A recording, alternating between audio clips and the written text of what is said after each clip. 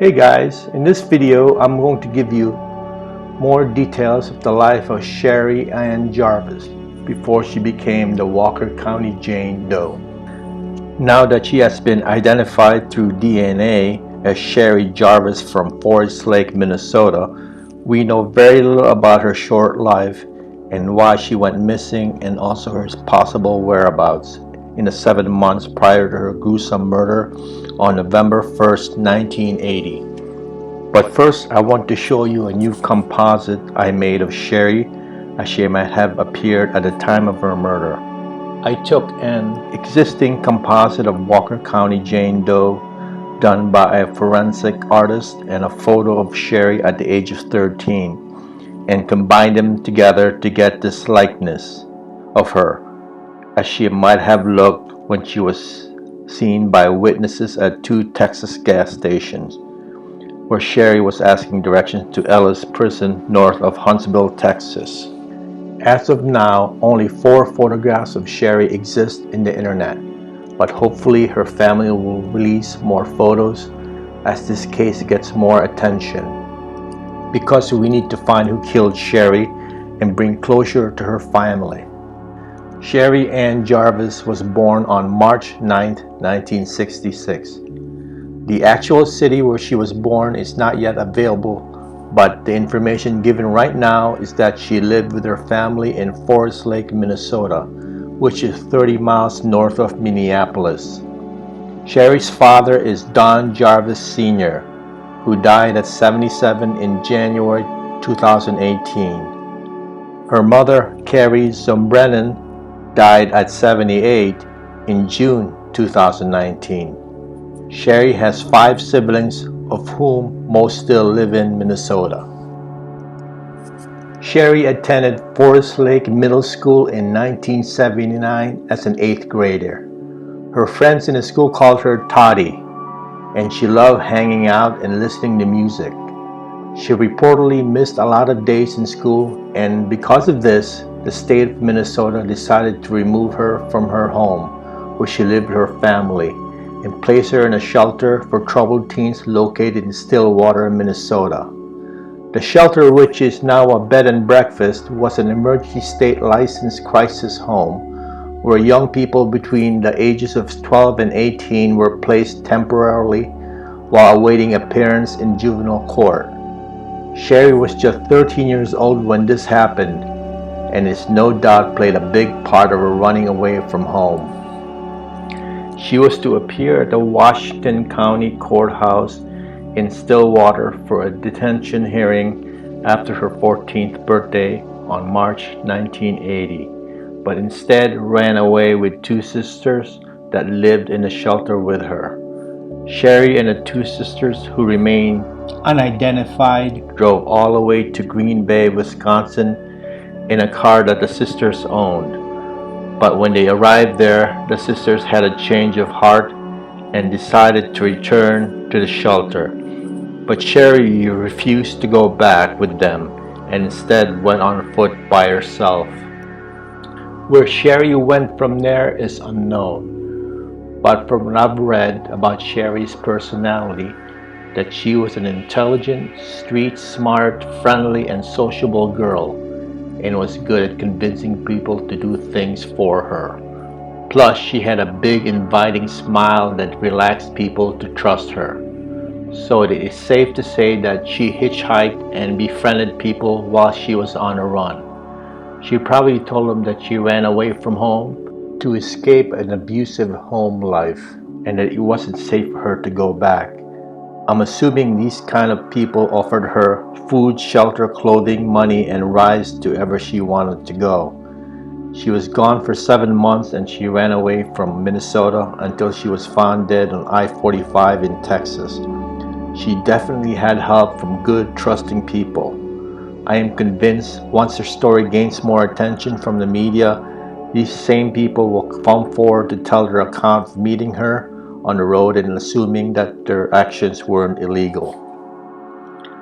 From what we know from Sherri's family, that she made it all the way to Denver, Colorado in August of 1980, a full 5 months after she ran away in Stillwater, Minnesota.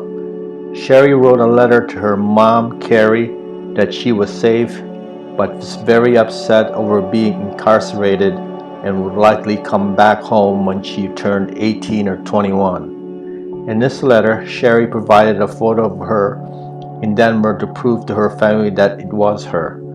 This is known to be the last picture taken of Sherri, and it seems it was taken by a good Samaritan in a basement in their home, probably from a sympathetic family or person that took her in. Sherri's family didn't provide any more details to the public from the letter of where she traveled to, and most importantly, who was she staying with, if she did give that information. It could be that Sherri was reluctant into giving more clues on her whereabouts to dissuade them from searching or sending authorities to retrieve her. However, her family did hire investigators to find Sherri and reported her missing, but the missing information data was removed from police records after Sherri turned 18. Sherri's family was just hoping that she would return home to her own accord. Her father, Don, even kept the family's phone number the same, hoping that she could call back one day. Even Sherri's friend looked for her everywhere, but to no avail.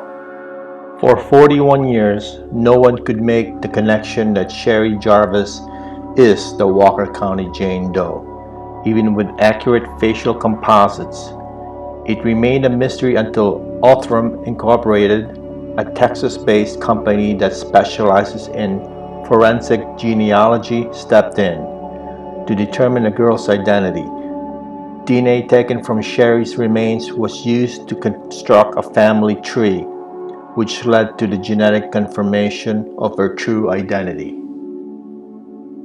So after her mother received Sherri's letter from Denver in August, it would be another 2 months until she was reported being dropped off at a Gulf gas station by a white man in a Chevy Caprice in Huntsville, Texas, on Halloween night, October 31st, 1980.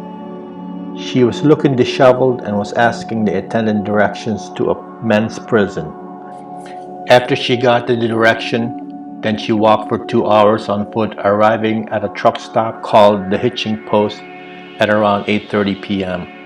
She went inside a restaurant asking the waitress directions again to Ellis Prison to see a friend.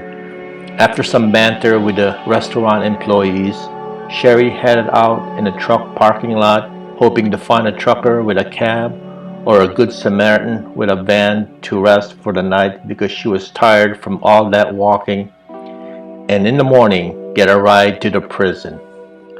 Well, that night was not her night because this time she picked the wrong person or persons to be with that led to her being beaten, raped, and then strangled to death. The next morning at 9:30 a.m., a trucker found her nude, beaten body along Interstate 45. She had been dead for 6 hours.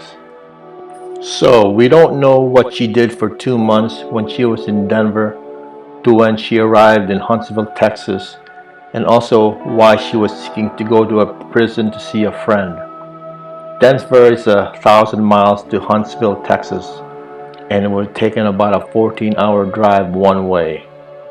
Maybe she stayed longer in Denver or just stopped and spent days at cities along the way to Huntsville.